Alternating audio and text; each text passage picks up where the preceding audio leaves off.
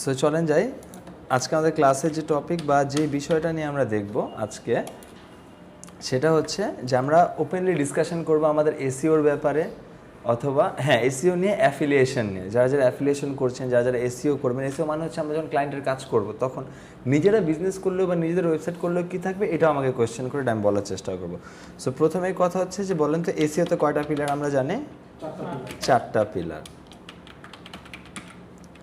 এসইওতে চারটা পিলার একটা কি বলেন তো ফার্স্টেরটা রিসার্চ শুধু রিসার্চ কিওয়ার্ড রিসার্চ না কিন্তু আঙ্গিত হ্যাঁ রিসার্চের মধ্যে আমার কি কি পড়তেছে না না ওটা তো অডিট রিসার্চের মধ্যে কাইন্ড অফ পড়ে কিন্তু প্রথম আমার যেটা কাজ সেটা হচ্ছে কিওয়ার্ড রিসার্চটা করতে হবে কিন্তু হ্যাঁ কিওয়ার্ড রিসার্চ করলাম করার পর তারপর যে কিওয়ার্ডগুলোকে আমি সিলেক্ট করলাম করার পর ওই কিওয়ার্ডগুলোকে ফিল্টার করব কিসের মাধ্যমে বলেন তো ফিল্টার করব কোন ক্লাসের মাধ্যমে ওই কিওয়ার্ডগুলোকে কি করব আমরা কম্পিটিটর অ্যানালাইসিস করতে হবে না যে আমি আদৌ কি কিওয়ার্ডটা নিয়ে আগাবো কি না আমি পছন্দ হইলো কিওয়ার্ড কিন্তু এই কিওয়ার্ডটা নিয়ে আমি দিন শেষে কি র্যাঙ্কে যেতে পারবো কি না সেই জিনিসটা কি দেখতে হবে না আচ্ছা কম্পিটিটর অ্যানালাইসিস করার পর রিসার্চের মধ্যে শুধু এই পার্টটা পড়বে এমন না আমরা সবার আগে কিওয়ার্ড রিসার্চ করব করার পর কম্পিটিটর অ্যানালাইসিস করব ফিল্টার করে সিলেক্ট করলাম করার পর ওই কিওয়ার্ডের এগেইনস্টে অ্যাকচুয়াল কম্পিটিটর কারা আমি লিস্ট দেখব লিস্ট দেখার পর প্রথম যে 10 জন সেই 10 জনের আবার ফিল্টার করব পিএ ডিএ মনে আছে অ্যামাজন অ্যাফিলিয়েশনে কার স্ট্রেন্থ কতটুকু বা কী ছাড় আসেন ওইটা দেখব দেখার পর শুধুমাত্র কিওয়ার্ড কম্পিটিটর না আমার কন্টেন্ট তাদের যে কন্টেন্টগুলো আছে সেই কন্টেন্টগুলো রিসার্চ করতে হবে প্রথম 10 জন কী লিখে কিওয়ার্ডে আসলো এটা আমার পড়তে হবে না নাহলে তাদের থেকে বেটার কন্টেন্ট কীভাবে আমরা লিখবো 10টা কন্টেন্টই পড়তে হবে ইংলিশে পড়ে দরকার নেই বাংলিশ করে পড়েন ইংলিশ করে পড়েন বাংলা করে পড়েন যেভাবে সুইটেবল হয় পুরো বোঝার চেষ্টা করুন কী কী ইনক্লুড করেছে কী বোঝাতে চেয়েছে তারপর যে আমি তার থেকে বেটারটা লিখবো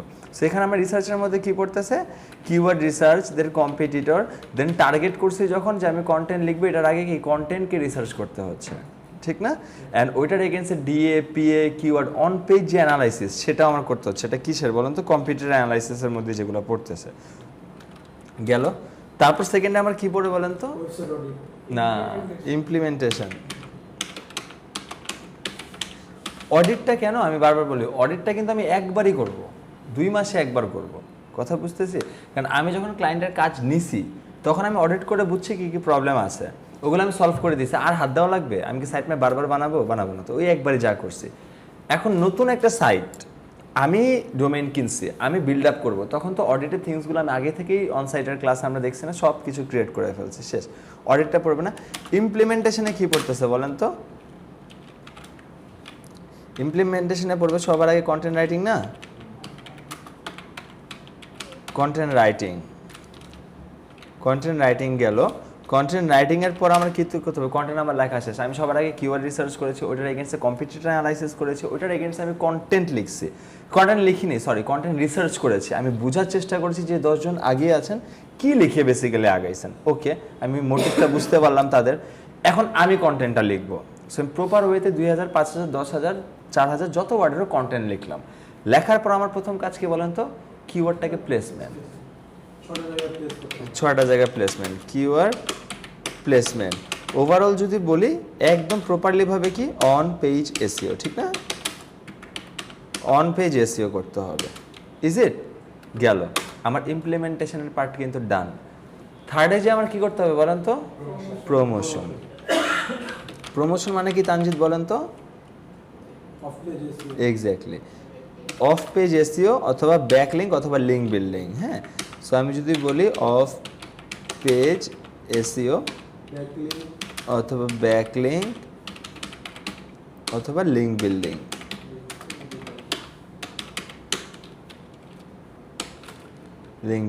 এই 3টা থিংস আমার কি করতে হবে এখন এই প্রমোশনের জায়গায় আমার কি বুঝতে হবে সবার আগে মেজর যে পার্টটা সেটা হচ্ছে আমার 100% নিশ ওরিয়েন্টেড হইতে হবে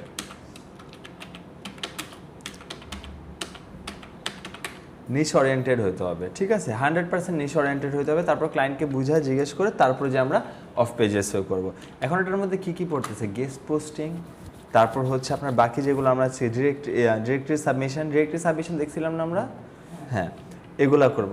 লাস্টে যে কি করব বলেন তো, ইভালুয়েশন। ইভালুয়েশনের মধ্যে কি কি পড়তেছে বলেন? সার্চ কনসোল, তারপর হচ্ছে analytics, Google analytics, Google search console, Google analytics, এই দুইটা থিংস আমার কি পড়তেছে। এখন তাহলে বিজনেস প্রোফাইলটা তো ইম্পর্টেন্ট, এটা কই যাবে? এটা সবার আগে ইমপ্লিমেন্টেশনের জায়গায় আমরা কি করব, বিজনেস প্রোফাইলটাকেও কাজ করার চেষ্টা করব। কেন? গুগল বিজনেস প্রোফাইলটা অনেক মেজর একটা জায়গা, যেটার সাহায্যে আমরা র্যাঙ্ক করতে পারি, যেটার সাহায্যে আমরা র্যাঙ্কে নিয়ে যেতে পারি। ঠিক আছে, সো আমি এখান থেকে যদি বলে দিই বিজনেস প্রোফাইল, বিজনেস প্রোফাইলটা এতটুকু পর্যন্ত বুঝতে পেরেছি না? এখন বলেন তো তাহলে আমাদের আরও এর থেকেও বেশি আমরা অনেক কিছু শিখেছি কি না? অ্যাফিলিয়েশনের ক্ষেত্রে শিখছি। অ্যাফিলিয়েশনের ক্ষেত্রে এটার মধ্যে কোনো ডিফারেন্সেস আছে? নাই। অ্যাফিলিয়েশন হচ্ছে আপনি ওনার, আপনার নিশ, আপনার বিজনেস, আপনি ক্লায়েন্ট, আপনি কাজ কিন্তু সেমই। কিওয়ার্ড রিসার্চ, জাস্ট অ্যাফিলিয়েশনের কিওয়ার্ড রিসার্চ আর বিজনেস ওরিয়েন্টেড কিওয়ার্ড রিসার্চ কি আলাদা না সেম? আলাদা। এটার জন্য আমরা অ্যাফিলিয়েটের জন্য আলাদা কিওয়ার্ড রিসার্চের পার্ট করেছি, বাট আদার্স থিং সবই সেম। ওটা প্রোডাক্ট অ্যাড করতে হয়, এমনি কন্টেন্টে প্রোডাক্ট অ্যাড করতে হয় না। ঠিক আছে, এটা গেল। এখন প্রথম কথা হচ্ছে এতটুকু পর্যন্ত বুঝতে পেরেছি, আমাদের কাজ শেষ। এখন যদি ওয়ার্ডপ্রেসের সাইট থাকে তাহলে কি আমরা নিজেরা কি কাজ করতে পারবো? সাইট বিল্ড আপও করতে পারবো, কোনো প্রবলেম থাকলে ডেভেলপার হিসেবে ফিক্সও করতে পারবো। বাট অরিজিনালি যদি বলি, মার্কেটার হিসাবে আমি কাজ করব এতটুকু, এটার এগেইনস্টে আমি চার্জ করব। এটার বাইরে আমি কোনো কাজ করব না, এর থেকে বেশি আমি চার্জও করব না, এটার মধ্যেই। এখন ক্লায়েন্ট যদি বলে যে তুমি আমার ওয়েবসাইটের কিছু প্রবলেমস আছে, অডিটের মাধ্যমে কিছু থিংস পেয়েছি, এগুলো সলভ করে দাও, তখন আমি কি করব? এক্সট্রা চার্জ করব কি মার্কেটিংয়ের থেকে বলেন তো? অবশ্যই এক্সট্রা চার্জ করবো, কারণ আমার মার্কেটিংয়ে তো র্যাঙ্কে নিয়ে যাওয়া, ইউজার ভিজিটর আনা, র্যাঙ্কে গেলে ইউজার ভিজিটর, আমার তো কাজ না। কিন্তু সে যদি আমাকে বলে, আমি যদি দেখি, তখন সাথে সাথে আমি কি করব? তার ওয়ার্ডপ্রেসের কাজ করে আর্ন করব। এখন যদি কন্টেন্ট সে লিখতে দেয়, তখন বলেন তো আলাদা চার্জ করব কি না?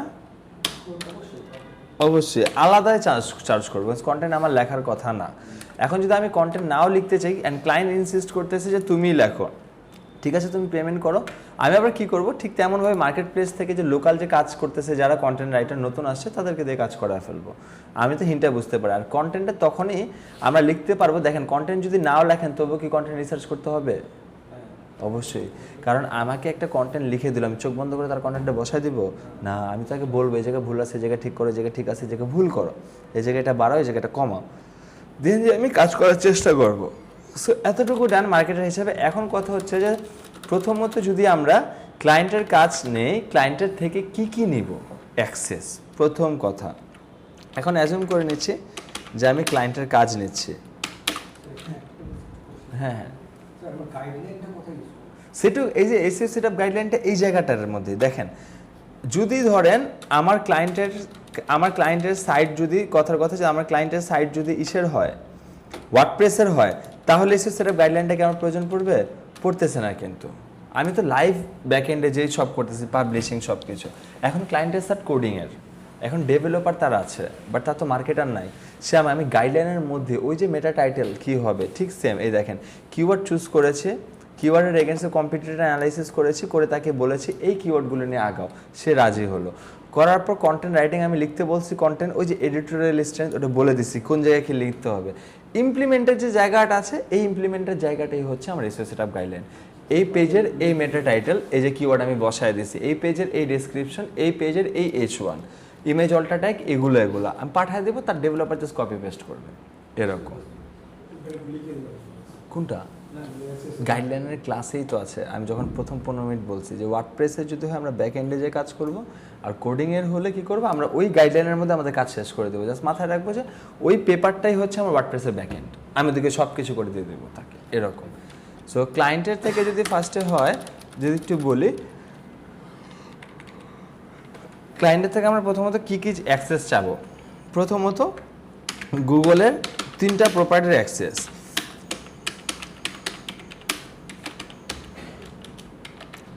গুগলের 3টা প্রপার্টির অ্যাক্সেস চাবো। কী কী প্রপার্টি বলেন তো? Google search console,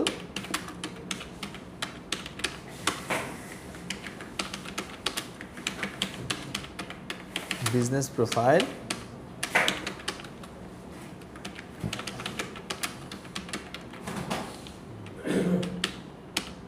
Google analytics, এই তিনটার প্রপার্টির আমি সবার আগে চাবো। সার্চ কনসোলটা কেন, আগেও বলেছি যে সার্চ কনসোলটা দেখে আমি বোঝার চেষ্টা করব যে এক্স্যাক্টলি কী কিওয়ার্ডগুলো তার র্যাঙ্কে আছে বা কী কিওয়ার্ডগুলো খুঁজতেছে, ওটা দেখার চেষ্টা করব। সার্চ কনসোলে কোয়ারি রিলেটেড একটা জায়গা আছে, সেখানে সার্চ কনসোলে আমাকে কিওয়ার্ডের আইডিয়া দেবে। সো আমি এখান থেকে কিওয়ার্ড রিসার্চ করে যে তারপর এখানে রিসার্চের জায়গাটা যে বলছে কিওয়ার্ডের আইডিয়া তাকে দেবো। ফার্স্টে বোঝার চেষ্টা করবো যে অলরেডি তাকে কিওয়ার্ড দিয়ে পাচ্ছে, তাহলে আমাকে কি নিয়ে যাওয়াটা অপেক্ষাকৃত সহজ না? বাট আমি যদি এমন কিওয়ার্ড লিখি যে তাকে এই কিওয়ার্ড লিখে খুঁজতেছেই না কেউ, তাহলে তো র্যাঙ্কে যাওয়াটা টাফ না কঠিন বলেন তো? টাফ। তো আমরা চেষ্টা করবো যে কিওয়ার্ড দিয়ে অলরেডি তাকে খুঁজতেছে, তাকে পাচ্ছে, সেই কিওয়ার্ডে তাকে সাজেশন দেবো। গেল। গুগল বিজনেস প্রোফাইলটা কেন দেখবো? গুগল বিজনেস প্রোফাইলটাকে অপটিমাইজ করতে হবে। তার যদি বিজনেস প্রোফাইল থাকে আমরা ওই জায়গার মধ্যেও কিওয়ার্ড বসাবো।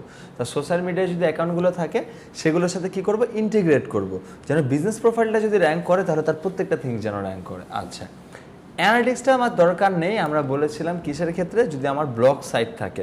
বাট সার্ভিস সাইটে কিন্তু আমার অ্যানালিটিক্সটা দরকার। কেন? লিড কোথা থেকে আসতেছে, কোথা থেকে ইউজার ভিজিটর আসতেছে, কোন পেজে কতক্ষণ থাকতেছে, এই পেজে বেশি থাকতেছে, ওকে এই পেজে কেন কম থাকতেছে, সব কিছু আমরা ডেমোগ্রাফিক্যাল সকল ডাটা দেখবো। আমি কোনো কারণে অ্যাড রান করলাম, আমি নাই করলাম, আমি পারি না, কথার কথা, আমি তো অ্যাড শিখি নি, এখন ক্লায়েন্ট বলছে অ্যাড রান করে দাও, আমি পারবো, আমি আরেকজনকে হায়ার করব, সে অ্যাড রান করার পর সে আমাকে যেরকম বলছে ওরকমভাবে কি রেজাল্ট আমি পাইছি কিনা। হ্যাঁ হ্যাঁ, যে ও যে রান করছে এখন কতজন লিড আসছে, সে আমাকে বলছে আমি তোমাকে 10,000 এনে দেবো, আমি দেখলাম যে 6,000 লিড আসছে, তাকে যেন আমি প্রশ্ন করতে পারি যে কেন 6,000 আসলো, এরকম।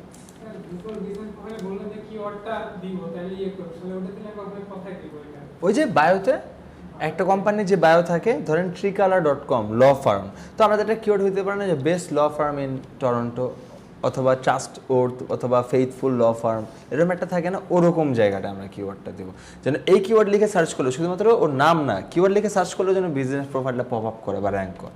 ঠিক আছে? আচ্ছা, এতটুকু পর্যন্ত আমরা ক্লিয়ার। তারপর যদি আসি, এখন কথা হচ্ছে স্যার ফার্স্টে কি কাজ করব এটা আমি বুঝতে পারলাম, প্রথম মাসে, দ্বিতীয় মাসে, তৃতীয় মাসে কি করব। এখন আমি ক্লায়েন্টকে টার্গেট দিছি। প্রথম কথা, ক্লায়েন্ট কয় ধরনের পাই আমরা বলেন তো? 3 ধরনের। কি কি? একটা অ্যাট এ টাইম যারা মার্কেট প্লেস আমাকে কাজ দেবে, 20টা কিওয়ার্ড রিসার্চ করে দাও, আমি দিয়ে দেবো, চোখ বন্ধ করে সে আমাকে $20 দিয়ে দেবে। ওই কিওয়ার্ড কত নাম্বার র্যাঙ্কে আছে, কত নাম্বার র্যাঙ্কে নিয়ে যেতে আমার কোনো হেডেক আছে? নাই, অ্যাট এ টাইম সে বলছে আমি দিয়ে দিছি। আরেকটা ক্লায়েন্টের কাজ পাবো, সেটা হচ্ছে প্রজেক্ট বেসিসে। হ্যাঁ, না ওটা প্রজেক্ট না, বলেন নিয়ে যেতে অর্গানিকলি এসইওকে র্যাঙ্ক করে, এসইও করে একটা কিওয়ার্ডকে র্যাঙ্কে নিয়ে যেতে কতদিন সময় লাগে? 3 to 6 months। বাট আমি যখন ক্লায়েন্টের সাথে কাজ করবো, এটা এমন না যে 3 থেকে 6 মাস হবে, এর কমও হইতে পারে 3 মাস, আবার 1 বছরও ডিড হইতে পারে, কারণ তার কিওয়ার্ডের উপর বেস করে কাজটা হবে। কারণ সে যদি আমাকে 10টা কিওয়ার্ড দিয়ে কাজ করতে বলে তাহলে 3 মাস, সে আমাকে 30টা দিলে 6 মাস, সে যদি বলে 50টা কিওয়ার্ড 1 বছর। ঠিক আছে? সো আমি ক্লায়েন্টকে সাজেশন দিলাম 30টা কিওয়ার্ডের। এখন ক্লায়েন্ট যদি আমাকে বলে যে 10টা কিওয়ার্ড র্যাঙ্কে নিয়ে যাও, ওই হিসাবে আমি কাজ করব, প্রতি মান্থে টাকা দেবো। 20টা কিওয়ার্ড দিয়ে বললে প্রতি মান্থে এত, 30টা কিওয়ার্ড দিয়ে এত। আচ্ছা, ভালো কথা। এখন কাজ করতেছি, কাজ দিল, অ্যান্ড ক্লায়েন্টের সাথে কিভাবে আমি কাজ মানে মান্থলি বেসিসে নিছি। এখন ক্লায়েন্টকে কি আমি চোখ বন্ধ করে বললেই হবে যে কাজ হচ্ছে, তুমি আমাকে পেমেন্ট দিয়ে দাও, 6 মাস পর ইভ্যালুয়েশন করে? না, তার প্রতি মাসের রিপোর্ট দিতে হবে। রিপোর্টটা আমরা কিভাবে দিব বলেন তো, কিসের দ্বারা বলেন তো? কি দিব? আমি বলছিলাম না আমাদের টোটাল গেমটা কাকে নিয়ে বলেন তো? কিওয়ার্ডকে নিয়ে। কিওয়ার্ড নিয়ে আমি কন্টেন্ট লিখছি, সব কিছু করছি 1 মাসে। এই 5টা কিওয়ার্ড দেখো 70 অ্যাবভ ছিল, আমি 1 মাস কাজ করার পর এই কয়টা কিওয়ার্ড 30-এর মধ্যে আসছে। তারপর আবার অন্য 5টা কিওয়ার্ড নিয়ে আমি আবার কাজ করব। এরকম করে প্রতি মাসে তাকে একটা রিপোর্ট দিতে হবে যে এই 10টা দেখো অত নাম্বারে ছিল, এত মাসে। এখন আরেকটা কথা হচ্ছে, আমি তো এটা তো রুলস দেখাতে পারতাম যে আমাদের যে থিংসটা হচ্ছে যে এখন প্রতি মাসে ডেটাটা দিতে হবে। আপনার এই মাসে যে র্যাঙ্ক আছে এটা ধরে রাখতে হবে, কিন্তু আপনি যদি পরের মাসে যেয়ে বলেন যে এই কিওয়ার্ডটা এত নাম্বার র্যাঙ্কিংয়ে ছিল, সে বিলিভ করবে? করলেও করবে না। প্রুফটা কি? ক্লায়েন্ট বলবে আমি তো এত কিছু মাথায় রাখি না, তুমি বলো। যে আজকে এই মাসে যে আমি কিওয়ার্ড রিসার্চ করলাম, এই মাসে ডেট অনুযায়ী আমাকে সার্চ ভলিউমে র্যাঙ্কিং দিল না, ওইটার স্ক্রিনশট আমি পাঠিয়েছি, কিন্তু ওই প্রুফটা তার কাছেও একটা কপি আছে, আমার কাছেও একটা কপি আছে। যখন কাজটা শুরু করবে, যে আপনি আমাকে 30টা কিওয়ার্ডের কাজ দিয়েছেন, এই 30টা কিওয়ার্ডের ভাই এই অবস্থা পাঠিয়েছে, আমার কাছে একটা কপি। নেক্সট মান্থে যেই 5টা কিওয়ার্ড নিয়ে কাজ করবো, আমি ক্লায়েন্টকে বলেই দিছি যে এই 5টা নিয়ে কাজ করবো, নেক্সট মান্থে এই কপিটাও পাঠাবো, ওই যে আপডেট যে কপিটা 5টা র্যাঙ্ক করছে এই কপিটাও পাঠাবো। বুঝতে পারতেছি, 2টা পাঠাইতে হবে কিন্তু, যে আগের মাসে ছিল এইটা, এই মাসে হয়েছে এইটা, তারপরের মাসে আবার কি এই মাসেটা পাঠাবো না, তারপরের মাসে যে কপিটা আছে ওইটা দেখো, এই 5টা কিওয়ার্ড কিন্তু ছিল, এই 15টা কিওয়ার্ড নিচে ছিল, দেখো এই 5টাও আগাইছে। এখন 10টা নিয়ে আমার টোটাল গেম হইলো, কারণ 10টাই কি আগাবে, 2টা তো ফল করতেই পারে, এটা কোনো সমস্যা নাই। আমি হিউম্যান বিং, তখন ক্লায়েন্টকে বলবো আচ্ছা এই 2টা নিয়ে আবার আমি এখন কাজ করা শুরু করব। এরকম করে প্রতি মান্থে আমাদের প্রসিডিউরগুলো যাবে। এখন ক্লায়েন্ট আমাকে পেমেন্ট করবে কীভাবে, ঠিক না? ক্লায়েন্ট যদি অ্যাব্রোডের ক্লায়েন্ট, লোকাল ক্লায়েন্টের তো হিসাব আলাদা, অ্যাব্রোডের ক্লায়েন্ট আমাকে কীভাবে করবে, সেটা হচ্ছে যে আমার একটা পেমেন্ট গেটওয়ে থাকতে হবে, একটা থার্ড পার্টি, প্যায়োনিয়ার। হ্যাঁ, প্যায়োনিয়ারে কারো অ্যাকাউন্ট আছে?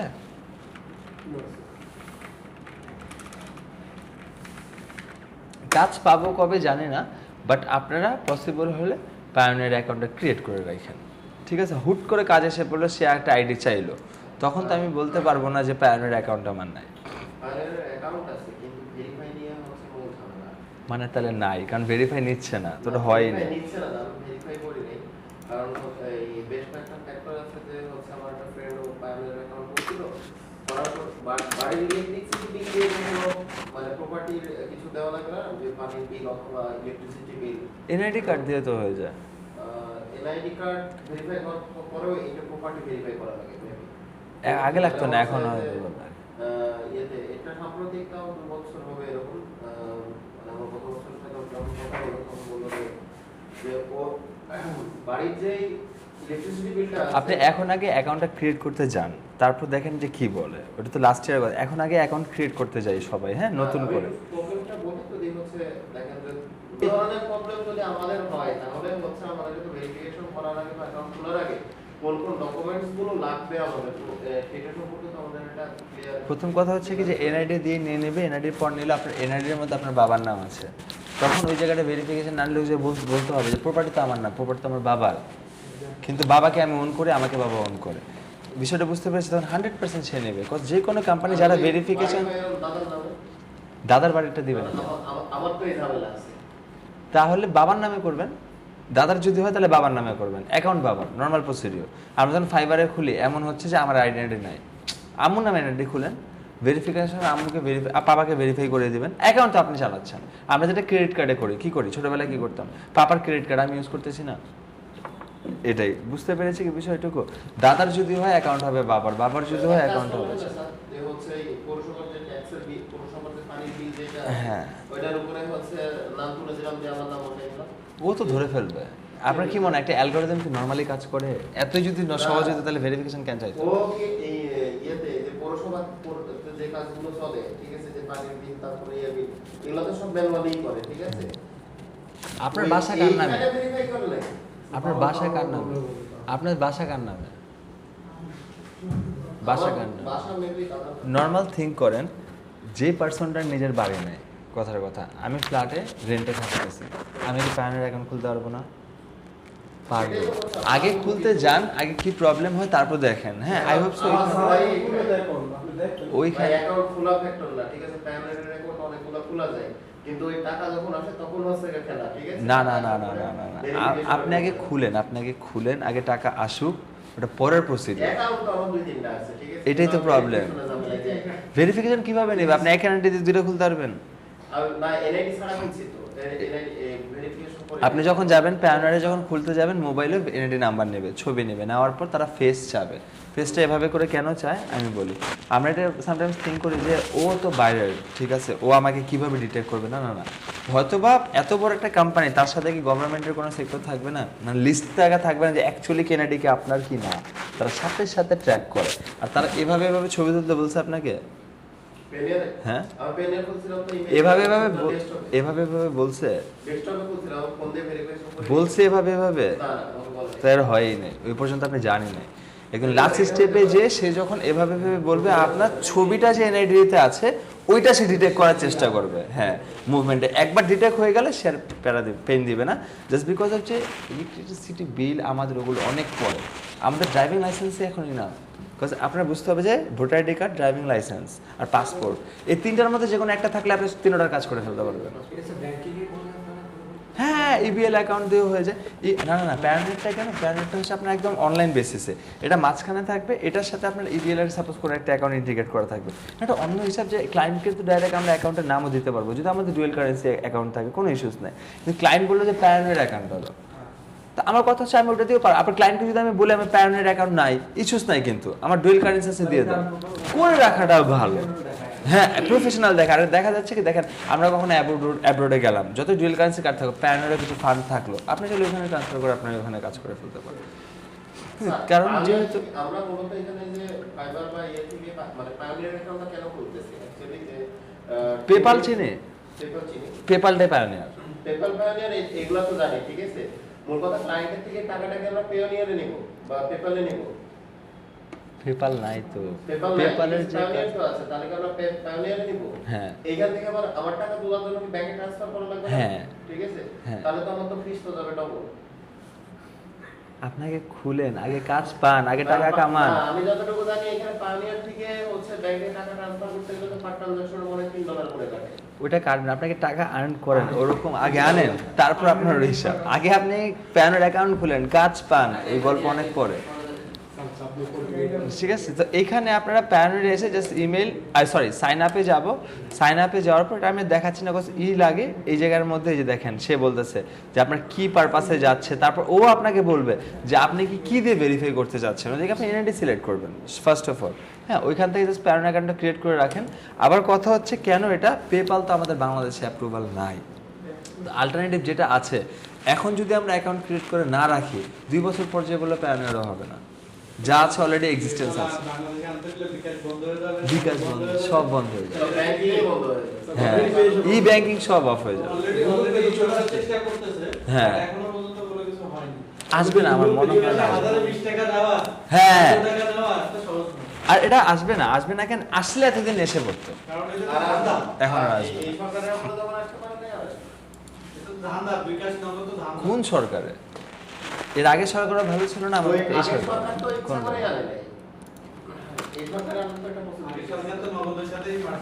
হ্যাঁ সরকারি করে ফেলছে।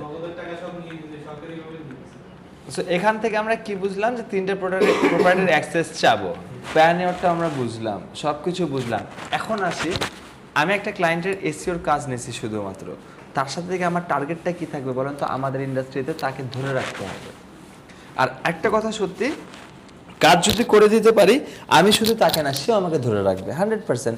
কারণ কি, রিটার্ন অন ইনভেস্টমেন্ট, সে আমাকে যদি 20,000 টাকা দিয়ে মাসে রাখে, তার যদি আমি সেল আগের থেকে 40,000 এনে নিতে পারি বেশি, সে আমাকে রাখবে না 100%। বাট আমার এফোর্টটা এখানে দিতে হবে, বাট আমি যে কাজ করবো এটা তো তাকে দেখাইতে হবে, বাড়াইতে হবে কি কাজ করতেছি, নাহলে তাহলে তো যতই সেল আনে সে তো বলবো তুমি করতেছো কি, একবারই তো যা করছো, আবার 6 মাস পর আইসো, কথার কথা। তাকে বুঝাইতে হবে প্রথম কথা, যখন আমাদের 3 মান্থসের ডিট শেষ বা 6 মান্থসের ডিট শেষ, তখন আমরা বুঝাইতে হবে দেখো আমার দায়িত্ব ছিল এতদিন পর্যন্ত র্যাঙ্কিংয়ে আনা, আবার সেম প্রসিডিওর, আমরা তার থেকে কাজ চাবো না, তাকে করবো কি বলে, তাকে একটা ভালো প্রপার একটা দিব, গাইডলাইন দেবো যে আমার মতে তুমি একটা ছোট কোনো মার্কেটারকে একবারের জন্য রেখে দাও, কজ এসিও কিন্তু একটা অনগোয়িং প্রসেস। তুমি যদি আজকে কাজ করা শেষ মানে থামিয়ে দাও, 3 মাস পর আবার সব রো করবে, আবার তোমাকে আমার কাছে আসতে হবে। তো আমি সাজেশন দিচ্ছি তুমি একটা মার্কেটারকে রাখো, দেয়ার মাইট বি চান্স ওই বলবে তুমি যদি আমার কাজ করছো, তুমি মাসে 3 ঘন্টা ইনডিরেক্টলি বলবো, হ্যাঁ, যে তুমি কিন্তু 6 মাস পর আবার আমার কাছে আসবা, সেম অ্যামাউন্টে দিতে হবে, তখন আরো কষ্ট। বরঞ্চ তুমি একটা ছোট্ট মার্কেটার রেখে দাও, মান্থলি কিছু একটা দিয়ে, ও তোমাকে জাস্ট মনিটর করবে, ঠিক আছে।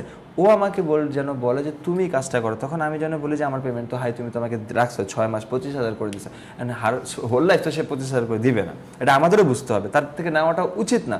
আমরা তাকে বলতে পারি তুমি $100 $150 দাও, আমি জাস্ট মনিটর করবো, তখন কিন্তু কিওয়ার্ডের কোনো গেম নাই, আমি মনিটর করে দেখবো ফল হচ্ছে কিনা, ব্যাকলিঙ্ক যেমনটা আমরা ক্লাসে দেখছি, যে ওই ব্যাকলিঙ্কে যেটাতে র্যাঙ্ক করে আসে ওই ব্যাকলিঙ্ক ওই ওয়েবসাইটের কী অবস্থা, অ্যান্ড কোনো কারণে তার পেনাল্টি সন্নি করে, তাহলে আমার এই সব কিছু তাকে বুঝাইতে হবে, কেন অনগোয়িং প্রসেস। সে আমাকে দিয়ে দিলে এরকম ক্লায়েন্ট আপনার 5টা থাকলে 50,000, আপনার প্রতিদিনও সময় দেওয়া লাগবে না, উইকলি 2 দিন গান শুনতে শুনতে মনিটর করবো আমরা, এটা একটা ওয়ে। সেকেন্ড ওয়েটা হচ্ছে, যদি এসিওর কাজ নেই 6 মান্থস পর তাকে SMM আমি ঝুঁকানোর চেষ্টা করবো। দেখো তুমি এসিওতে আছো, সোশ্যাল মিডিয়ার প্রেজেন্সও তোমার দরকার, মানুষ কিন্তু খুঁজে, তোমার যে কম্পিটিটর আছে তাদের ওয়েবসাইটের প্রত্যেকটা জায়গায় সোশ্যাল মিডিয়া এক্সিস্টেন্স আছে, আমরাই তার কম্পিটিটর বের করে ওই সকল প্রোফাইলে তাকে স্ক্রিনশট পাঠাবো। তোমারও কিন্তু মাস্ট বি থাকা উচিত। এখন বুঝতে হবে যে বাংলাদেশ হইলে তো সবার আগে ফেসবুক, বাট বাইরের কান্ট্রি হলে কি আমি ফেসবুকের কথা আগে বলবো? এটা আমার বুঝতে হবে যে ইনস্টাগ্রাম, ওকে প্রত্যেকটা জিনিসের থিংস বুঝাইতে হবে কেন এটা দরকার। ইনস্টাগ্রামটা নিয়ে আমি কী বলার চেষ্টা করব, ইনফ্লুয়েন্সের জন্য সবচেয়ে বেশি মার্কেটিং। তোমার সার্ভিসে যদি শর্ট ভিডিও করেও আমরা দিই সেখান থেকে চান্সেস আছে। পিনট্রেস্ট সেকেন্ড বা ফার্স্ট হচ্ছে পিনট্রেস্ট, এখানে ব্লগারদের একটা ওয়েবসাইট, এখান থেকে ইউজার ভিজিটর অনেক আসার চান্সেস থাকে। সেখানে আমরা ভিজুয়াল কন্টেন্টও দিতে পারবো, আমরা লেখা কন্টেন্টও দিতে পারবো, টেক্সট কন্টেন্টও দিতে পারবো, এটা তাকে বুঝাবো। থার্ডে যে আমরা বলবো টুইটার, এটা সেলিব্রিটিদের সাইট। সো এখানে সব আমরা তো পশ বলতে পারবো মানে সব সেলিব্রিটিসরা থাকে, তো দেয়ার মাইট বি চান্স এখান থেকে যদি আমরা কিছু কাস্টমার ধরে ফেলতে পারি তোমার বিজনেসের জন্য ভালো হবে। তারপর আমরা যাবো ফোর্থ স্টেপ, একদম লিঙ্কডইন। তুমি যেহেতু প্রফেশনাল, তোমার বিজনেসটা প্রফেশনাল, তোমার অবশ্যই লিঙ্কডইনেও থাকা উচিত। গেল এখন 4টা জায়গায় যদি আমাকে বলে অ্যাকাউন্ট খুলে দাও, খুলে দিলাম, সেও জানে আপডেটও দিতে হবে, পোস্টও করতে হবে, সে এটার জন্য হইলো আমাকে রাখবে। ঠিক আছে, আমাদের টার্গেট থাকবে একবার যে ক্লায়েন্টটা আমি ধরছি তাকে যেন আমি লাভও দিতে পারি, তাই সেও যেন আমার থেকে না ছুটে। প্রথম কথা দেখেন, ক্লায়েন্ট কখনো ছুটবে না কেন? ক্লায়েন্ট আপনাকে যখন হায়ার করছে, যে বললাম প্রতি মাসে 25,000, আপনাকে হোল লাইফ টাইম রাখলে তার 15,000 দিতে হবে, 10,000 দিতে হবে। বাট নতুন একটা মার্কেটার ধরতে গেলে তাকে ওই সেম লেভেলে, ওই মার্কেটার তো আমার কাজের উপর বেস করে কাজ করবে না। ওই মার্কেটার এভাবেই থিঙ্ক করবে, ওই কিওয়ার্ডগুলি দিয়েই তাকে দিবে যে এই কিওয়ার্ডে তুমি র্যাঙ্ক করতেছো, এই কিওয়ার্ডে তো র্যাঙ্ক করতেছো না। ক্লায়েন্টকে কনফিউজ করার চেষ্টা করবে, এটা 100%। আর যদি সোশ্যাল মিডিয়ার কাজ সর্বপ্রথম আমরা পাই, সেক্ষেত্রে আমরা তাকে কি করবো বলেন তো? বলেন তাহলে কি করবো? এসিও থেকে তো এসএমএম আনলেন, তখন কি করবেন? সোশ্যাল মিডিয়ার কাজ যদি সর্বপ্রথম আমরা পাই, তার ওয়েবসাইট নাই, তার ওয়েবসাইট নাই, এখন এটা আগে ফার্স্টে দেখবো যে হচ্ছে যে কোন কান্ট্রিতে কোন সোশ্যাল মিডিয়াটা বেশি চলে। না এটা কোয়েশ্চেন ছিল না। কোয়েশ্চেনটা ছিল যে আমি সোশ্যাল মিডিয়ার কাজটা নিয়েছি, যেমন এসিওটা বললাম 6 মান্থস কাজ করেছি, করার পর আমি তাকে সোশ্যাল মিডিয়ায় ঝুঁকাইছি। তখন আমি সোশ্যাল মিডিয়ায় কাজ করলে কী করবো? তাকে বলবো এসিওর ইম্পর্টেন্সই বুঝো। কথাটা বুঝতে পারছি, তার ওয়েবসাইট নাই কিন্তু সে সোশ্যাল মিডিয়া অনলাইনে বাংলাদেশের লোকাল কথা বলতেছি। বাইরের কান্ট্রিতে সোশ্যাল মিডিয়ার কাজ আগে পাবো না, বাইরের কান্ট্রিতে এসিওর কাজই পাবো। বাংলাদেশের লোকালের কাজ কথা বলতেছি, সে একটা আমাদের family, relative, family zone, friend zone, কেউ আমাদের বললো এই বিজনেসটা গ্রো করে দাও। ঠিক আছে, ক্যাম্পেইন রান করলাম, সব ঠিক করলাম, তখন তাকে বলবো তোমার কিন্তু ওয়েবসাইটের দিকে ঝুঁকা উচিত। কেন? তখন আমরা এই টোনে চলে যাবো যে বাংলাদেশ, ইন্ডিয়া, পাকিস্তান, যেটা সত্যি যে এরকম না, বাইরের কান্ট্রি সব এখন কিন্তু সব ডিপেন্ডেন্সি হচ্ছে। তাকে আপনিই দেখাবেন তার যে কম্পিউটার, যেমন মেকআপের মানে যে কোনো ফেসবুকে যারা বিজনেস করতেছে তারা কিন্তু ওয়েবসাইটে নিয়ে যাচ্ছে। তুমি এখন যদি না যাও পরবর্তীতে অনেক টাফ হয়ে যাবে। সে কিন্তু থিঙ্ক করবে। আর একটা জিনিস মাথায় রাখেন, অনলাইন বিজনেস চলে না, আবার অনেক চলে, এটা কিন্তু ট্রু। চলে না আমরা বুঝতেছি, বাট আমরা এটা অ্যানালাইসিস করে দেখছি, যার পেজের মধ্যে 100K এর উপরে লাইক ফলোয়ার আছে, সেখান থেকে যদি 20,000ও টার্গেটেড কাস্টমার থাকে, তবুও মাস শেষে 6 ডিজিটের উপরে যে দাঁড়ায় তার সেল না, সরি প্রফিট। হ্যাঁ করতে পারতে অনেক সেল আছে, অনেক সেল আছে। ঠিক আছে, তো তাকে যখন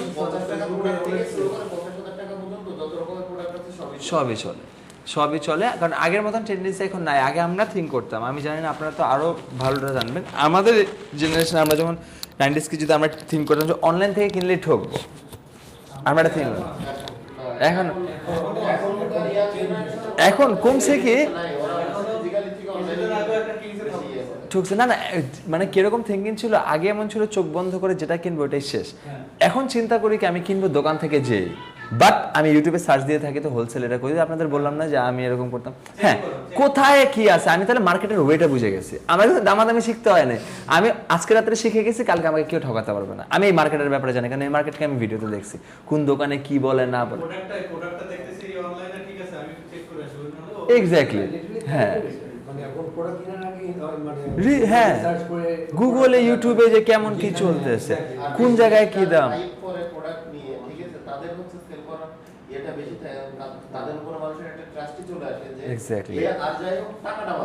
টাকাটা মারবে। আবার প্লাস হচ্ছে একটা শোরুম যদি থাকে বা একটা গোডাউন যদি থাকে, ওয়্যার হাউস যদি থাকে। হ্যাঁ হ্যাঁ,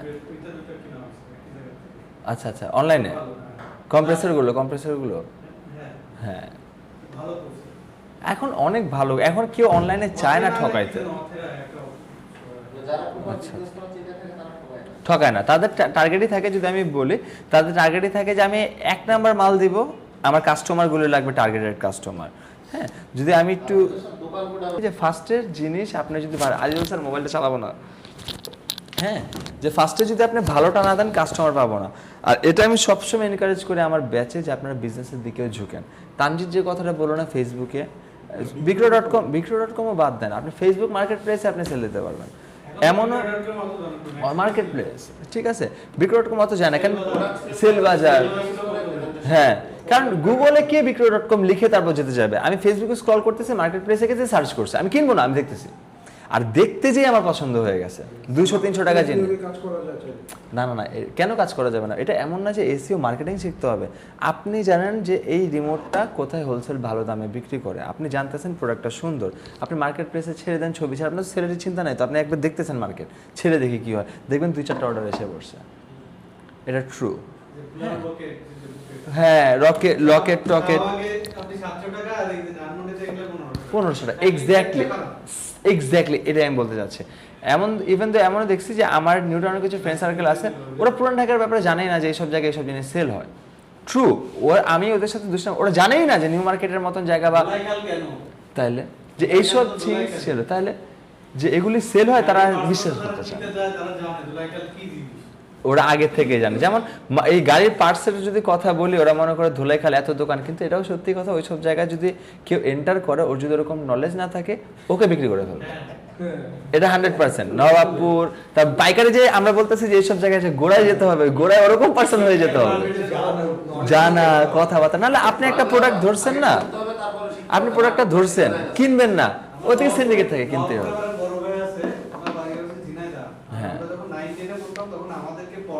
আচ্ছা আচ্ছা, আমাদের এলাকায় এসে তা ওনার ভিতরে একজন আছে আকরাম ভাই নাম, একজন হচ্ছে নাসির, আর একজন হচ্ছে আকরাম ভাই। নাসির ছিল সালমান স্যার বলতো, সেই স্টাইলে চলতো, সে এখন হচ্ছে রবি টাওয়ারে কাজ করে। আচ্ছা, আর আকরাম ভাইয়ের কথা বলি, সে হচ্ছে ঢাকা নবাবপুরে প্রথমে সে তার দোকানে এমপ্লয়ি ছিল, কাজ করতো, হ্যাঁ, কর্মচারী কাজ করার পর 2 বছর 3 বছর পরে সে কি করলো, একটা দোকান নিল। এখন চারটা নবাবপুর মতন জায়গা, 4টা দোকান, 2টা গোডাউন, বিক্রি করে কি মোটর, হ্যাঁ, এগুলো বিক্রি করে। তার পাশে উত্তরায় 2টা ফ্ল্যাট আছে, নবাবপুরে স্যার অনেক টাকা। আমার চোখে, আপনারা তো সেশন কেউ পাননি হয়তো, বা শুক্রবারে আমাদের যে হয়, তো এটাতে শুভ স্যার একটা এক্সাম্পল, একদম ট্রু এক্সাম্পল, শুভ স্যারের লাইফের কথা বলতেছে, একদম ট্রু এক্সাম্পল। স্যার অনেক বছর আগে যখন প্রথম আর কি সিআইটিতে আসার আগে, যখন মার্কেট প্লেসে ডিজিটাল মার্কেটিং নিয়ে কাজ করে, সে নিউ মার্কেটের মতন জায়গায় এসে দোকানে দোকানে কনভিন্স করছে যে আপনার এই প্রোডাক্টটা আছে, আমি এরকম কাজ করি, আমি অনলাইনে এরকম করতে চাচ্ছি, আপনার প্রোডাক্টের ভাই পারমিশন দেন, ছবি তুলে নিয়ে যাবো, আপনি আমাকে প্রাইসটা বলে দেবেন, যদি সেল হয় আমি কষ্ট করে আপনারটা আপনাকে দিয়ে যাব, আমার পার্সেন্টেজটা আমি নিয়ে নেব। ওভাবে করে অনলাইন বিজনেস অনেকে দাঁড়া গেছে, যদিও স্যার করে না, বাট এক্সাম্পলটা এভাবে দেয় যে আমাদের যে বিজনেস করতে গেলে আমাদের মার্কেটিং নলেজ লাগবে, আমাদের টাকা ইনভেস্ট করতে হবে এমন কিন্তু না, আপনি যান তাহলে, হ্যাঁ, স্ট্রাগল থাকতে হবে। এই যে দোকানে যে আপনি কনভিন্স করছেন, 10টা দোকানের 9টা দোকান না মানলেও একটা দোকান মানবে, এটা ট্রু। একটা দোকানদার চিন্তা করবে, ভাই আমি তো অত নলেজ নাই, আমি দোকানে, এক্স্যাক্টলি, তারাই গে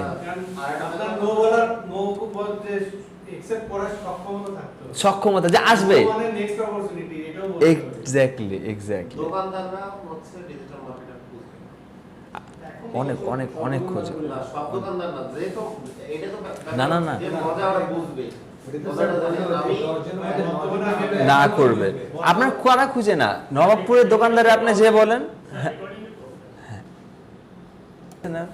যারা যদি বিজনেস করার চিন্তা থাকে, যারা কর্পোরেট সেক্টর ছাড়া আসেন, ছাড়া একটু চকে যে ঘুরে আসেন, সব কিছু আছে, আপনার একটা জিনিস লাগবে, এই পুরো একটা বিল্ডিং এর মধ্যে খালি এই জিনিসটাই আছে, কিন্তু একটু অনেক একটু পাটোয়াটলি ঘড়ির জন্য বেস্ট, চকোফেল, চশমার ঘড়ি 2টা,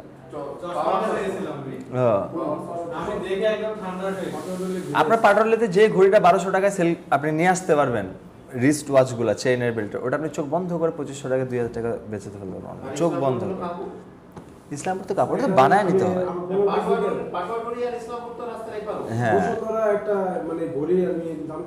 হয়তো আমরা অ্যামাজনের যেগুলো, ওগুলো হিসাব আলাদা টেকনোলজির, কিন্তু কাপড় ফ্যাশনের দিক দিয়ে ওরকম না গেলে আমরাই সবচেয়ে বেশি সেল করি।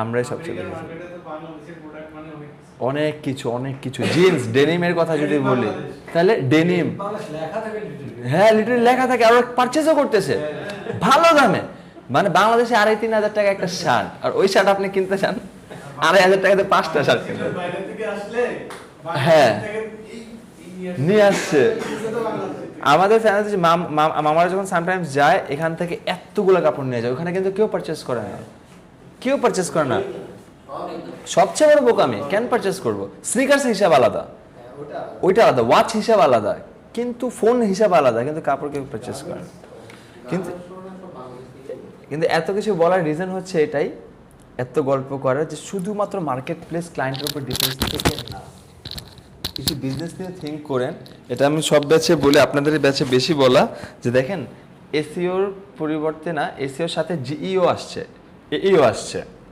আমাদের শিখতে কোনো আহামরি ব্যাপার না আপনি জিইও শিখতে পারবেন না এসইও ছাড়া ওরা নিবেই না আপনাকে আর এসইও নলেজ জানা থাকলে আপনি 1 মাসে জিইও বুঝে যাবেন 6টা ক্লাস আমিও প্ল্যাটফর্মে বলে দেবো আর নাম মাত্র অ্যামাউন্ট কজ ওরা জানে যে এসইও যে শিখে আসছে ওর থেকে বেশি চার্জ করতে গেলে ওই আসবে না কেন আসবে না ওই ইউটিউব ঘাটে জিইও শিখে যাবে কজ ওই থেকে এসইও এক্সপার্ট আমাকে টাকা দিবে না নাম মাত্র কিন্তু জিইও আসছে এইও আসছে 10 বছর পর জিইও এর পরিবর্তে এমন কিছু আসতে পারে যতই যা বলে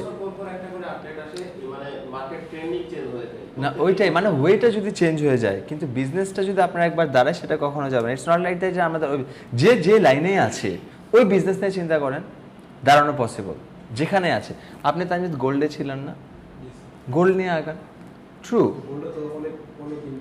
কি আপনি তো ইনভেস্টই করবেন না আপনি তো বিভিন্ন ডিজাইনের ছবি দিয়ে রাখছেন আপনার পেজের মধ্যে আর এটা তো 1-2 টাকা জিনিস না 30-40 হাজার টাকার জিনিস আপনি বলবেন অর্ডার করলে যে দোকানের কথা বলছেন ওই দোকানটা আপনার আপনি তাকে বলছেন দোকানদারে বলছেন আমি কাস্টমার নিয়ে আসলে আমার এত পার্সেন্টেজ আমার আপনার সেল করতে হয় না কিন্তু আমি দোকানদার আপনি আমাকে বলছেন যে ভাই আমি কাস্টমার নিয়ে আসো আমি ফোন দিয়ে দিলে আমার পার্সেন্টেজ যেন চলে যায় যে হ্যাঁ আপনি বিজি পারসন আপনি খালি অনলাইনে থেকে কি করতেছেন আর এটা সত্যি আপনি বলতেছেন স্যার অনলাইনে কি কেউ গোল্ড কিনে আমি তো বলতেছি কিনবে না আমি থাকলে কিনবো না কিন্তু সে দেখে কথা বলে দোকানে আসবে আপনি যে কথা বলে দোকানে পাঠাইছেন এটার পার্সেন্টেজ তো আপনি নেবেন এটাই বলতেছি কিছু কিছু জিনিস দোকানে কিনে অনলাইনে কিনে না যেমন ফ্ল্যাট গাড়ি আর হচ্ছে গহনা কিন্তু এই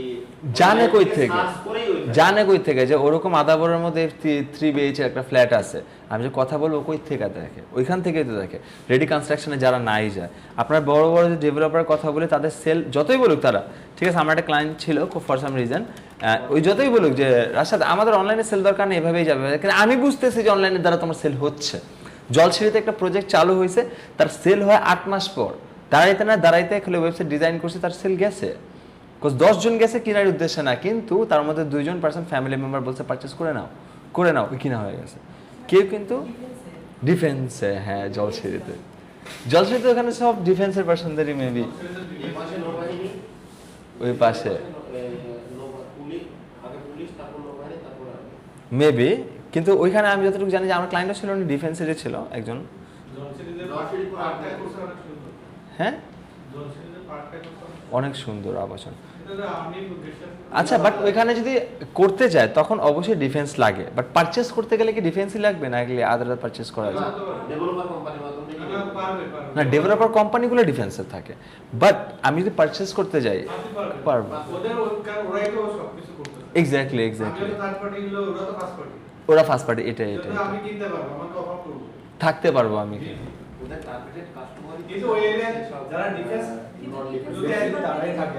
হ্যাঁ বেশি এটার জন্যই তো বলা ওখানে সবচেয়ে সেফটি প্লেস থাকতে পারবো না এটাই অকওয়ার্ড লাগবে আমি একটা কথা বলতে যাবো বলবো না অন্য কিছু রিজন না মানে তারা খুব ডিসিপ্লিন মানে আমার মজা করতে পছন্দ করবে না ওরা পছন্দ করবে থাকতে পছন্দ করে না ঠিক আছে তারপর হচ্ছে এত কথা বলার রিজন এটা যে যেখানে আছেন না একটু থিঙ্ক করেন একটু ডিপলি থিঙ্ক করেন কিছু করা যাবে কারণ আমি যতটুকু বলি যে এখান থেকে আমাদের ইন্ডাস্ট্রিতে বেশিরভাগ মানুষই কাজ পাচ্ছি না চলে যায় অ্যাফিলিয়েশনের দিকে আমি আপনাদের সত্য কথা বলে ফ্র্যাঙ্কলি বলতেছি অ্যাফিলিয়েশনে মাথা ঘামায়েন না পসিবল হইলে অ্যাফিলিয়েশনে যে টাইম দেবেন যা করবেন অ্যাডসেন্সে ভর্তি হয়ে বা অ্যাডসেন্সের নলেজ নিয়ে অ্যাডসেন্স করেন কিন্তু অ্যাফিলিয়েশন এখন নাই অ্যাডসেন্সের ক্ষেত্রেও সেম থিং, ওই যে অ্যাপ্রুভ করে না, কিন্তু ওয়ে তো আছে অ্যাপ্রুভ করার, কিন্তু অ্যাডসেন্সে যাও এখন মার্কেট আছে। আবার দেখেন একটা ট্রু কথা, অ্যাডসেন্সও কিন্তু 5 বছর পর থাকবে না। জিইও জেনারেটিভ ইঞ্জিন অপটিমাইজেশন আর এইও অ্যান্সারিং ইঞ্জিন অপটিমাইজেশন, ওয়েবসাইটে যাবেই না মানুষ, 5 বছর পর ওয়েবসাইটে যাবেই না মানুষ। সে চাবে আমি এত বড় গল্প কেন পড়বো, আমি হিন্ট নিব, ওভারভিউ নিয়ে নেব। তো জিইও আর এইও সংজ্ঞাটাই হচ্ছে কি যে এআই যেন আপনার ওয়েবসাইটের রেজাল্টটা দেখায়, তখন জিনিসটা এমন অ্যালগরিদম হবে আপনার ওয়েবসাইটে এসে ক্লিক করতেছে বিধায় তো সিপিসি পাচ্ছি আমরা, ইজ ইট? তখন আপনার ইনফরমেশনটা যদি এআই শো করে, ইনফরমেশনে যাওয়ার পর যদি আপনার ইনফরমেশনে ক্লিক করে আপনার ওয়েবসাইটে ক্লিক পাবে। মানে জিনিসটা হয়ে যাচ্ছে গুগলের থেকে এআই এর।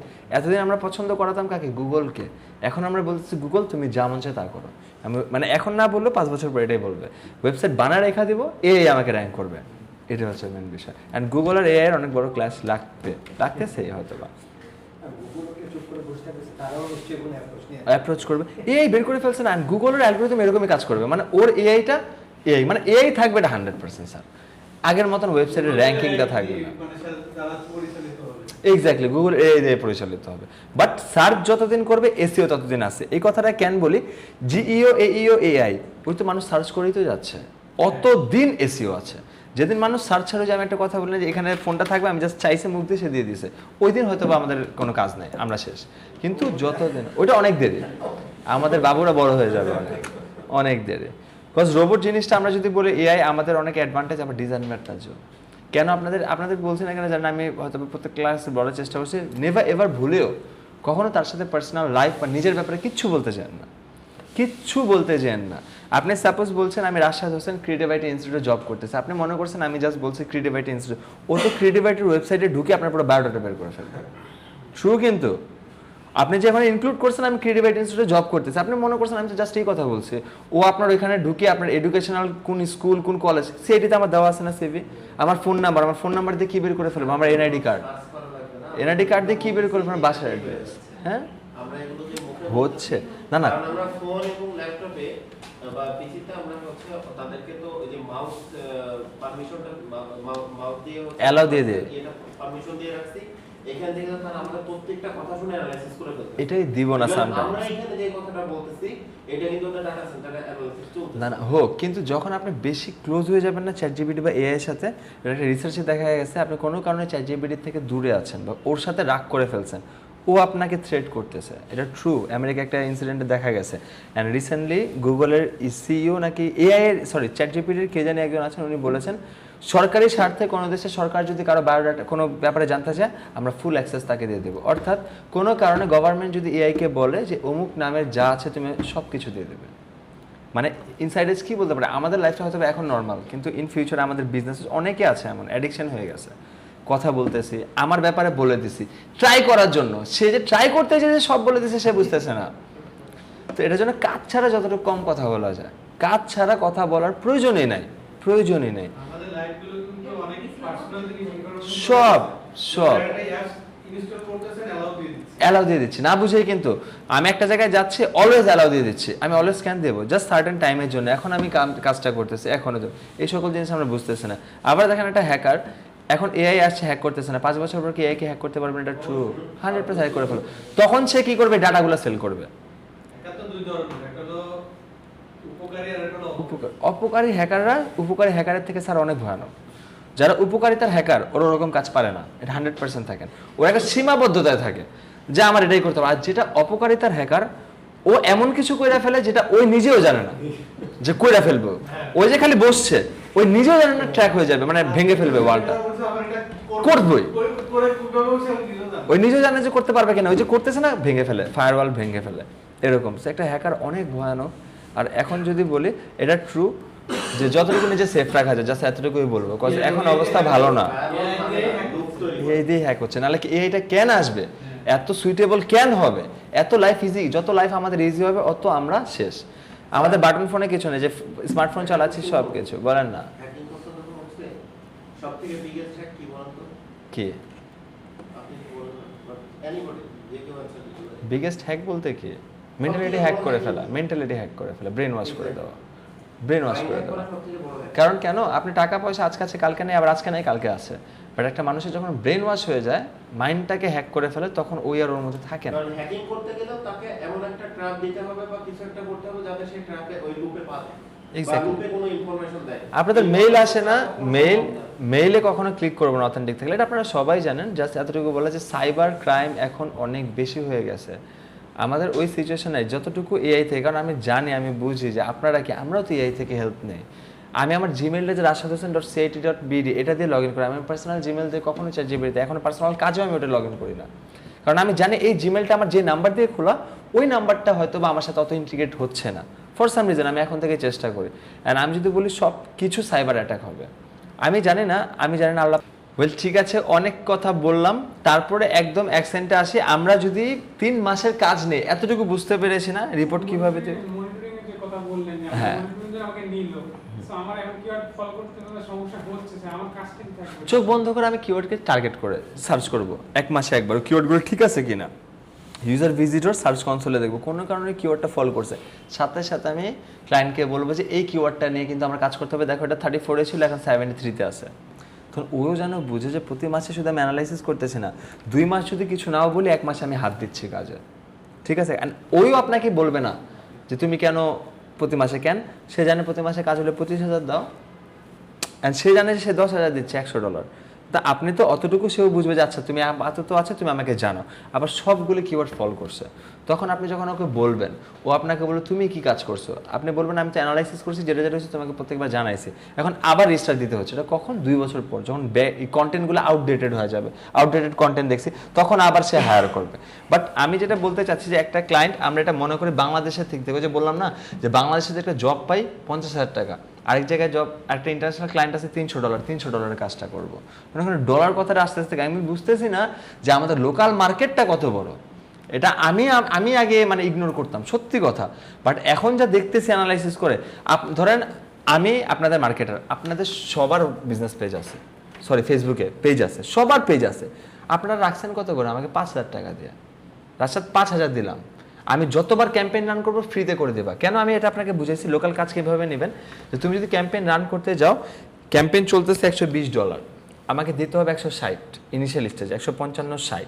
এখন ও যদি $100 করে, তাহলে কত টাকা সে দিচ্ছে আপনাদেরকে বুঝাবেন। তোমার যদি গ্রো করতে চাও, আমাকে একবারেই রেখে দাও, ফার্স্টে ক্যাম্পেইন রান, প্রতি মাসে 5,000 দিয়ে তুমি $5,000 ক্যাম্পেইন রান করো, ওই আর তুমি আমাকে 120 টাকায় দিবা, কিন্তু মাস শেষে আমাকে 5,000 টাকা দিয়ে দেবা, এরকম। সো যদি এরকম 20টা ক্লায়েন্ট থাকে, আমার কিন্তু 1 লাখ দাঁড়ানো। বুঝতেছি আপনি কিন্তু রোজ কাজ করতেছেন না, কোনো কাজ নাই, আপনি সপ্তাহে ধরে ঢুকতেছেন ক্যাম্পেইন, 2 দিন পরে দেখছেন ক্যাম্পেইনের কি অবস্থা, এতটুকু কাজ। কিন্তু আমি যদি ফার্স্ট এটা মনে করি 5,000 টাকা, এটা ভুল। আমার বুঝতে হবে 5,000 টাকার জন্য আমার 5 ঘন্টা সময় দিতে হবে না সপ্তাহে, তাহলে আমি আরো 20টা কাজ নিব। জিনিসটা যদি একসাথে করলে আমার দিন শেষে হয়ে যাচ্ছে। শুধুমাত্র ফেসবুক অ্যাড রান করে মানুষ ভালো আর্ন করতেছে, আগে এতটা ছিল না। লাস্ট 3 বছর ধরে যদি বলি, এত বিজনেস, অনলাইন বিজনেস, আপনার কি লাগবে স্যার, কি লাগবে, মানে সবাই বিজনেস করতেছে। আর বুস্টিং, মানুষ বুঝে বুস্টিং, আপনার বুঝাইতে হবে বুস্টিংটা কাদের জন্য, যারা ফেসবুকে ওরকমভাবে ক্যাম্পেইন, যারা বুঝে তাদের জন্য ক্যাম্পেইন। বুস্টিংটা আলাদা, ক্যাম্পেইনটা আলাদা। ক্যাম্পেইনটা হচ্ছে এঙ্গেজমেন্ট, অ্যাওয়ারনেস, আমরা আস্তে আস্তে সবই দেখবো, তারা বুঝাইতে হবে। আবার কি ক্যাম্পেইন রান করছেন যখন, তো আপনি বলে দিচ্ছেন $20 ক্যাম্পেইন রান করে দাও, 5,000 ফলোয়ার এনে দেবো, এনি হাউ। রিসেন্টলি আরেকটা সমস্যা, যেটা হলো ভিডিওর মাঝখানে এখন অ্যাড আসে, ভিডিও শুরুতে আসতো, পরে আসতো, এখন ভিডিও চলতেই মাঝখানে অ্যাড আসে। স্যার এই অ্যাডটাকে কি বলে? কি কি? এই যে মাঝখানে যে অ্যাডটা আসছে, এটাকে কি কি অ্যাড? এটা ওরি অ্যাড না তো, ক্যাম্পেইন আলাদা, অ্যাড আলাদা, অটোমেশন অ্যাড, এরকম টাইপের। এই অ্যাডসটা কেন আসে, ঠিক আছে? কেন? ধরুন আমি একটা ভিডিও দেখতেছি, হ্যাঁ ঠিক আছে, হ্যাঁ, আর ওর মধ্যে পুরুষ করে একটা ওই যে কোনো একটা ভিডিও চলে আসতেছে, হ্যাঁ। ঠিক আছে, এইটা কি অ্যাডস রানের জন্য? এটা অবভিয়াসলি অ্যাডের। কিভাবে আমি বলি, আমি ইনফ্লুয়েন্সার, আমার ভিডিও আপনারা দেখেন। এখন সাফি স্যার, সাইদ স্যার আমার বলতেছে যে আপনাদের একটা বিজনেস আছে তাদের, আমার একটা রান করে দেন। আমি তাদের থেকে টাকা নিছি, আমি জানি যে আমার ভিডিওর সময় আপনারা দেখবেন, মাঝখানে কেন রান করতেছে আমি জানি, ফার্স্টেও আপনি স্কিপ করবেন, লাস্টেও আপনি স্কিপ করবেন, আমার ভিডিও শেষ হলো।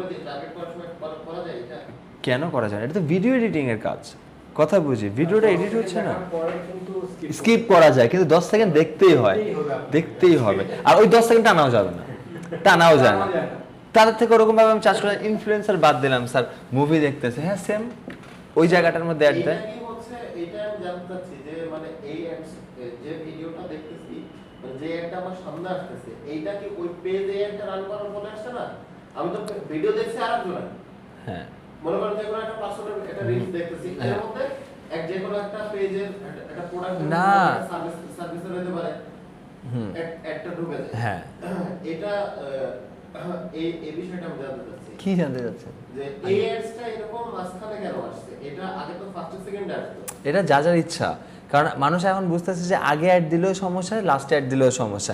আগে যখন অ্যাড দিচ্ছেন থিঙ্ক করেন নিজের জায়গা থেকে, আমি একটা মুভি দেখতেছি, একটা ভিডিও দেখতেছি, ফার্স্ট অ্যাড আমি শুরুই করি না, আমি রেখে দেবো, অ্যাড শেষ হয়েছে তারপর শুরু করলাম মনোযোগ দিয়ে, লাস্টে যখন আসছে আমার দেখা শেষ আমি রেখে দেবো, মাঝখানে পড়লে আপনি ওয়েট করবেন, বুঝতেছি? কারণ আপনি তো টানতে পারতেছেন না। আমি এটা বুঝতে পারছেন না স্যার, ঠিক আছে?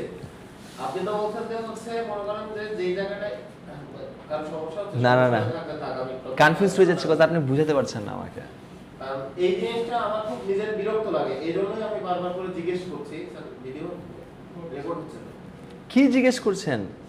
যে আমরা একটা সেকেন্ড আপনাকে পুরো বলতে সুযোগ দেবো, যতক্ষণ অ্যাটেন্ডেন্স ডাক দেবো আপনি শুধু বলবেন। সো এখানের মধ্যে বলে 3 to 6 মান্থস আমরা বুঝতে পেরেছি ক্লায়েন্টের থেকে কী নিব, ক্লায়েন্টের থেকে কী দিব, সব কিছু বুঝতে পেরেছি। প্রজেক্ট বেসিস গেলে রিমোট জবে স্যার কী করবো? রিমোট জবে তো আমার কোনো কাজ নাই। আমি একটা ডিজিটাল মার্কেটার হিসেবে একটা প্রোডাকশনে যেরকম কাজ করি অ্যাজ পার সেম, সে জাস্ট আমার একটা সফটওয়্যার দিবে, সফটওয়্যার দেওয়ার পর ওইখানে সে ইন্টিগ্রেট করবে, সফটওয়্যারটা অন থাকবে এবং কোথায় কী করেছে। সে বলছে তুমি 8 ঘন্টা জব 3 ঘন্টা 3 ঘন্টা 2 ঘন্টা করো, নো ইস্যুস, বাট 24 ঘন্টা 8 ঘন্টা দিতে হবে, আর না দিলে প্রবলেম। এখন এরকম করা যাবে না যে আমি অন করে নিই, আমি আমার মতন কাজ, তাহলে কাউন্টডাউন হবে না। জাস্ট এটাই হচ্ছে আলাদা আলাদা কাজের ডেফিনেশন। আর আমি এনকারেজ করবো আপনাদের সবাইকে আমরা রিমোট জবেরই টার্গেট করব। এটা সত্যি, আমরা জানি লিঙ্কডইন রিমোট জবের জন্য সবচেয়ে বেস্ট, লিঙ্কডইন ছাড়াও অনেক প্ল্যাটফর্ম আছে রিমোট জবের জন্য। আর এটা আমি মেন করি বা আমরা এখন রিয়েলাইজ করি যে প্রজেক্ট বেসিস বা ফ্রিল্যান্সিংয়ে মার্কেট প্লেসে কাজ পাওয়ার থেকে রিমোট জব পাওয়াটা বেশি ইজি। যদি আমি প্রোফাইল অপটিমাইজ করে রাখি, নিজে রেডি হয়ে থাকি, ইন্টারভিউ পর্যন্ত যেতে পারলে আমার কাজটা এরকম। সো এতটুকু বুঝতে পেরেছে। আর অ্যাফিলিয়েশন আর এসইওর মধ্যে কোনো ডিফারেন্সেস আছে? কোনো নাই, খালি কিওয়ার্ড সিলেকশনের ক্ষেত্রে 80% আমরা যেগুলো শিখছি এগুলোই তো করব। হ্যাঁ, আপনার মডিউল শেষ করে ফেলবেন। আমি বারবার বলি যে এই দেখেন মডিউলের মধ্যে আপনার একটা জিনিস সবসময় ভুল করেন, এটা আপনাদের কেন বলবো, বেসিক্যালি আমি যখন স্টুডেন্ট ছিলাম আমিও তো ভুল করছি, বাট এটা আমি পরবর্তীতে বুঝতে পেরেছি। দেখেন মডিউলের মধ্যে আপনারা অনেকে হয়তো দেখতে পারতেছি না যে স্যার যেটা করাবে, আবার এটাও সত্যি, সরি ফর দ্যাট, যে আমরা সামটাইমস একটা এক্সট্রা ক্লাস নিয়ে নিই প্রপোজালে, একটা আগে দেখে পরে দেখে, কিন্তু আপনারা দেখবেন এই দেখেন এই বাম পাশে কি হয়েছে আমি জানি না, এই থিংসগুলো আমার ক্লিয়ার কিনা, 100% ক্লিয়ার কিনা, আমি বুঝতে পেরেছি কিনা, কেউ আমাকে জিজ্ঞেস করলে আমি বোঝাতে পারবো কিনা। ফার্স্টে বাংলা রিভিশন দেন, পরে ইংলিশে নিজে নিজে লিখে রেডি থাকেন মুখস্থ করে। ক্লায়েন্ট আপনাকে সিলেবাসের বাইরে থেকে তো কোয়েশ্চেন করবে না, অ্যান্ড এই কাজের বাইরে তো কিছু বলবে না। অন পেজ এসইও ক্লায়েন্ট বলে যে অন পেজ এসইওর ক্ষেত্রে তুমি সবার আগে কী করবা, সবার আগে আপনি বলবেন কিওয়ার্ড প্লেস করতে হবে, ইউআরএল সেট আপ করতে হবে, কিওয়ার্ড প্লেসমেন্ট করতে হবে, কিওয়ার্ড ডেন্সিটি, এই টার্মসগুলো যখন আপনি বলবেন ক্লায়েন্ট বুঝে যাবে। আর আপনি যদি বলেন কিওয়ার্ডকে বসাইতে হবে, তাহলে তো সে মনে করবে অন্যটা। তো এই টার্মে যদি বলেন তাহলে তো জিনিসটা অন্যরকম। সো আপনাদের কাছে রিকোয়েস্ট, সবাই এই জিনিসগুলো ক্লিয়ার করবেন, নিজেরটা নিজে বুঝাবেন। দেখাই কিন্তু হয় না, এটা কিন্তু ট্রু। আমরা খালি দেখছি কিন্তু হয়তো বা আচ্ছা এটা দেখবো এই ওয়ার্ড, কিন্তু এখানে আমি বেসিক্যালি কি কি দেখলাম, কি কি বুঝলাম, এটা আমি নিজেরটা নিজে বুঝাবো। বাসায় প্র্যাকটিস করেন, ভাই বোনেরা আছে বা আম্মু পাপাদের সাথে সবাই কথা বলি, বাংলায় বুঝান যে তুমি একটু বোর হবা, আমি জাস্ট নিজে নিজে বুঝা, নিজেটা নিজে কনফার্ম করতে যাচ্ছি। তারপর আপনি ইংলিশে রিরাইট করে একটা বই লেখেন নিজে, পুরো রেডি, আপনি একদম নামেন মাঠে যে আমি সব জানি, আমাকে ইন্টারভিউ পর্যন্ত গেলেই হয়েছে। লোকাল মার্কেটে প্রোডাকশনের অনেক কাজ আছে, বিলিভ করেন অনেক কাজ। আমাদের সময় স্যার 15,000 20,000 দিত, এখন স্টার্টিং শুরু 35K 40K। প্রোডাকশনের কাজ অনেক বেশি, কারণ প্রোডাকশন আপনাকে চাপও দিবে, বাট আপনি কাজ পারলে তো চাপ আর চাপ মনে হচ্ছে না আমার কাছে। আই নো দ্য ওয়ে কেমনে কি করতে হবে, অনেক চাপ দেয়। বিলিভ করবেন র্যাঙ্ক করাটা ইজি, প্লাস কাজও কম। এটার জন্য বলে ফার্স্টে সার্ভিস দিয়ে ফার্স্টে হাতগুলো ক্লিয়ার করেন, তারপর যে ই কমার্সের কাজ নেন, এর আগে না। কজ ই কমার্সের লটস অফ ভ্যারাইটিস প্রোডাক্ট, কোনটা রেখে কোনটা মার্কেটিং করবেন। ক্লায়েন্ট আপনাকে এক কথা বলবে, আপনি দেখবেন মার্কেটে একটা, তাকে বুঝাবেন একটা, পুরো এমবেস। সো ঠিক আছে, এ পর্যন্ত কারো কোনো কোয়েশ্চেন্স আছে? বুঝতে পেরেছেন প্রপারলি?